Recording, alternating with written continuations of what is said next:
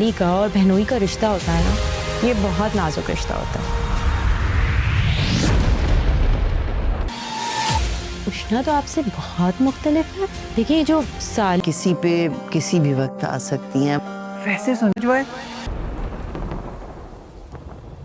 Hello Sameer, शाहज़र Jully को समझ गया है और उसे समझ आ गई है कि अगर उसे यूके में रहना है तो जूली का एतबार होना उस पर बहुत ज़रूरी है। वो वापस आते ही जूली से माफ़ी मांग लेता है और जूली भी उसको माफ़ कर देती है, क्योंकि उसके वालिद साहब कहते हैं कि जूली, तुम जिससे भी शादी करती हो वो सारे तुम्हें छोड़कर भाग जाते हैं, तुम शाहज़र को एक और मौका दो, ये तुम्हें डिसअपॉइंट नहीं करेगा, क्योंकि अभी ये जेल रहकर आया है, इसका दिमाग सही हो गया होगा।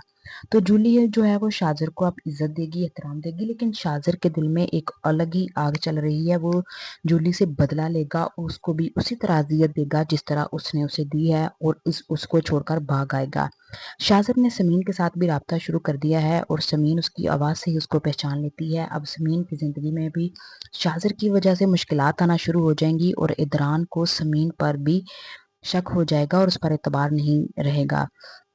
दूसरी तरफ शहला और मारिया जो हैं वो इदरान और उसके उष्णा के हवाले से समीन को ताने देती हैं कि साली और बहनोई का जो रिश्ता होता है बहुत नाजुक होता है। तो समीन को समझ आ जाती है कि ये किस तरफ इशारा कर रही हैं, तो वो उनको कुछ नहीं कहती और वहाँ से गुस्से से चली जाती है। दूसरी तरफ मारिया जो है वो सारे कागजात देखेगी प्रॉपर्टी के और कमाल को पिक्चर्स भेजेगी, और कमाल तो खुश हो जाएगा देख के कि शहला के पास बहुत ज़्यादा प्रॉपर्टी है, लिहाजा कमाल को शहला का गुलाम ही रहना चाहिए, क्योंकि अगर वो उसके छोड़कर जाने का सोच रहा है तो उसे तो कुछ भी नहीं मिलेगा।